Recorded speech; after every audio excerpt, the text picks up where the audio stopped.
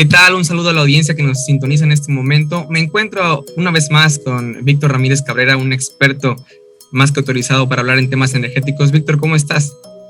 Hola, muy buenas tardes. Bien, gracias. Un gusto poder platicar contigo y con quienes nos hacen favor de escucharnos. No, hombre, el gusto es mío y me interesa mucho que toquemos un punto que, bueno, hemos venido llevando el desarrollo de esta reforma eléctrica que propone el presidente López Obrador.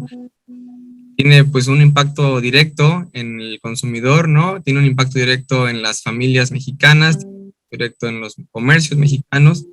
Y bueno, pues creo que es importante que toquemos este tema porque se acaba de proponer una contrapropuesta a la reforma que lanzó el presidente al Congreso.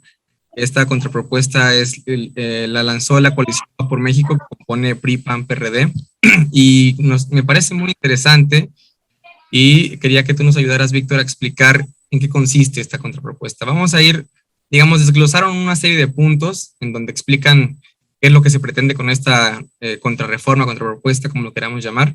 Y el punto número 1, que me parece bastante interesante, es que se establece el acceso a la energía eléctrica como un derecho humano y se sustenta en la Constitución desde el artículo 4. Este primer punto, Víctor, ¿por qué es relevante o por qué sería relevante que se eleve a ese rango esta reforma? Bueno, hay que decir que uno de los pretextos o de las razones que dice la iniciativa del presidente es que buscan garantizar el derecho humano, el acceso a energía eléctrica como derecho humano. Sin embargo, no quedaba claro dónde decía que era un derecho humano. Esta iniciativa sí lo mete en el artículo 4 constitucional, que es la parte en la que están las garantías individuales, los primeros artículos de la Constitución, y lo deja así claro. Creo que a diferencia del otro que lo sugiere, aquí lo dice claro, y esa es una primera parte creo que muy importante que diferenciar, ¿no? El Estado debe garantizar el acceso a energía eléctrica, sin embargo, no significa que el Estado lo dé todo o que la energía eléctrica sea, digamos, gratuita, ¿no? Lo que busca esta iniciativa, hasta donde la he podido leer o hasta donde tenemos información, es crear algún par de programas de subsidios focalizados para que la gente más pobre tenga prácticamente acceso gratuito a energía eléctrica, claro, a una base de energía eléctrica, no a darles energía eléctrica libre, pero sí a garantizar que hay un mínimo de energía a lo que ellos puedan acceder para satisfacer sus necesidades básicas, ¿no? Que es justamente el punto 2, que se refiere a eso a través de subsidios directos o mediante mecanismos de generación propia. ¿Cómo podemos entender esto, Víctor? Una que, bueno, es a los deciles más bajos, a la gente más pobre, o le paga su factura literalmente de energía eléctrica, pero eso no es sostenible en el tiempo, se puede volver eterno. Lo que haría en dado caso es instalarle sistemas de generación como paneles solares o pequeños aerogeneradores que generen su energía eléctrica, la intercambien con la red y ya prácticamente ellos no paguen nada porque todo se está alimentando así, ¿no? Es como que el Estado se encargaría de darles esos mecanismos a la gente de pocos recursos para que dejen de ser dependientes de que el Estado les provea esa energía, ¿no es así? Es correcto, y que entonces ellos generen su propia energía y prácticamente gasten cero en energía eléctrica, y lo que pues, le permitiría usar los recursos que pagan por energía eléctrica ahorita en algunas otras cosas que los ayuden a salir de la pobreza, ¿no? Un punto importante también que beneficia a los comercios pequeños, a las pymes, que les permite a estas empresas, las tiendas pequeñas, digámoslo así, acceder al mercado eléctrico con costos más bajos en la energía. Y dice aquí, impulsado también con energías limpias. A ver, esto es algo muy interesante. El gobierno lo que ha dicho es quejarse de que las tiendas de conveniencia tienen costos de energía eléctrica más bajos que los negocios locales. Lo que busca esta reforma es para entrar al mercado eléctrico, que un mercado eléctrico te ofrece costos más bajos que los que estamos en suministro básico, lo que tienes es tener por lo menos un cierto tamaño, una cierta demanda de energía eléctrica. Aquí lo que hace es bajar ese límite de demanda mínima para que en empresas mucho más pequeñas que consuman 100 kilowatts al final de 5 o 6 años sean las que puedan acceder al mercado eléctrico. Por decir algo, que ahorita si tú querías entrar a la central de abasto, que digamos que es el mercado eléctrico mayorista, tienes que comprar por lo menos 100 toneladas de algo. Ahorita te dice, ¿sabes qué? Vas a poder entrar a las centrales de abastos y vas a comprar ya no 100 toneladas, sino 10 toneladas. Y eso Entonces, permite a negocios más pequeños entrar al mercado, ¿no? claro, y eso hace que el costo que tienen que emplear para ellos sea más bajo también para ellos, ¿no? Es correcto, de acuerdo. Y eso Que puede, repercute en que sus productos sean más baratos al consumidor, ¿cierto? termina, exacto, permitiéndole ser más, ahorrar en su consumo de energía eléctrica y ofrecer servicios más bajos al usuario final. Un punto que tanto tú como yo consideramos el más importante, porque es el que nos beneficia a los contribuyentes, es que la CFE sale del presupuesto, ya no lo paga el erario, ¿no? ¿Cuál es la ventaja de esto? ¿Cuál sería la ventaja de esto? Y las consecuencias, obviamente, Víctor.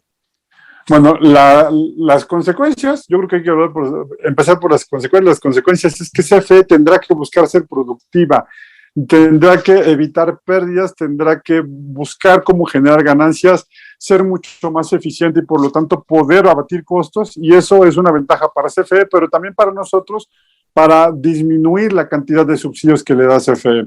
Hay un subsidio que se mantendrá y lo hablábamos desde el punto 1, que es buscar que los hogares más pequeños tengan energía eléctrica prácticamente, los más pobres tengan energía eléctrica gratuita, pero también todo el mundo tenga la energía eléctrica más barata, y eso será otra empresa distinta a CFE. Y CFE entra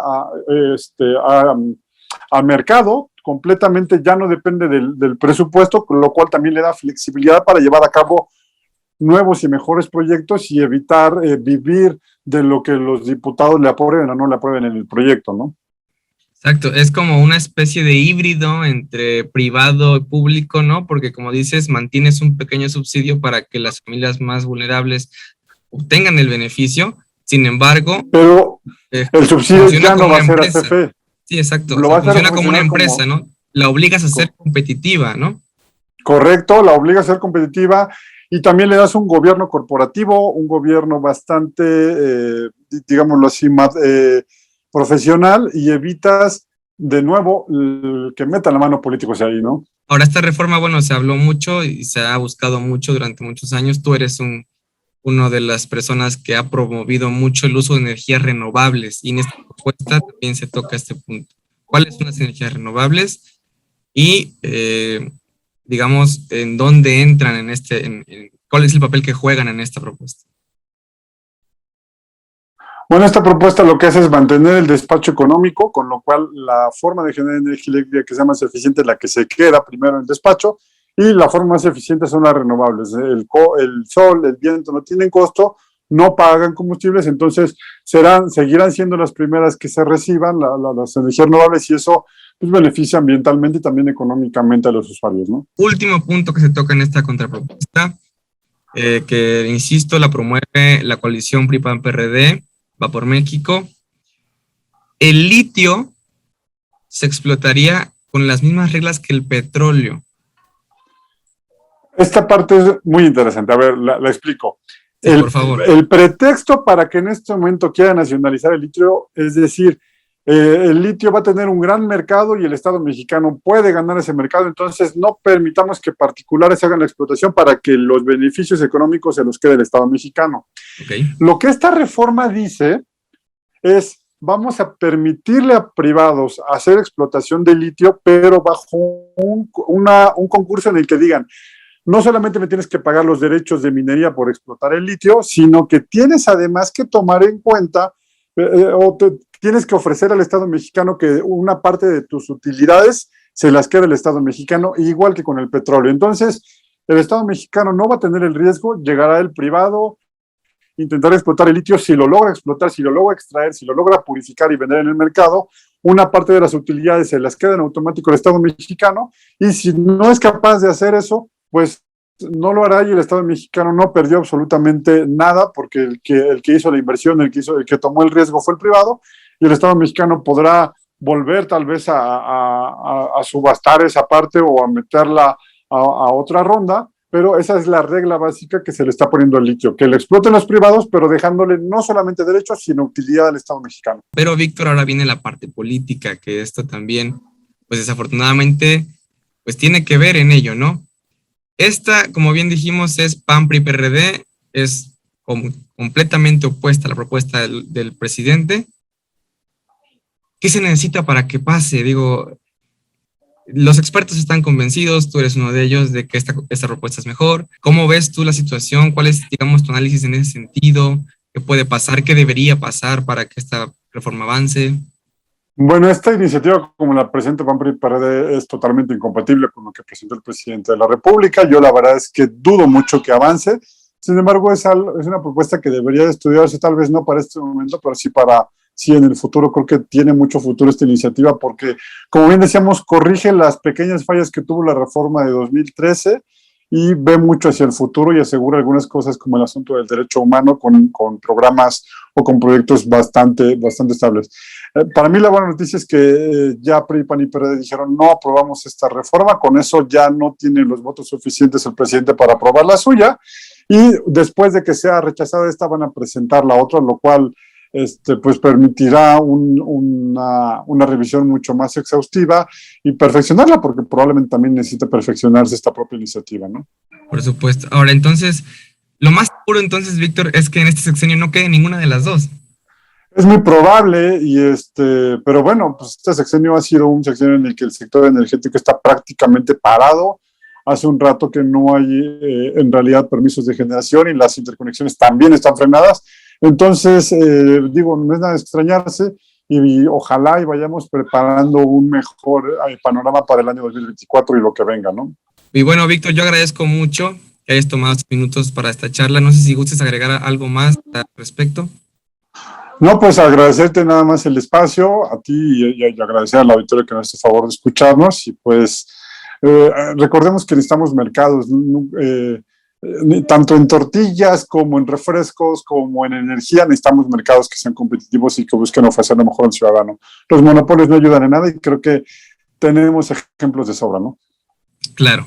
Perfecto, Víctor. Pues te agradezco mucho el tiempo, tu disposición y la amabilidad con la que explicas estos puntos uno por uno para que también la gente esté enterada y pueda entender de qué trata todo este rollo que va a durar pues por lo menos todo este sexenio, ¿no? Entonces, así es. Y espero que podamos seguir charlando estos temas en el futuro. Que tengas una gran tarde. Muchas gracias igualmente.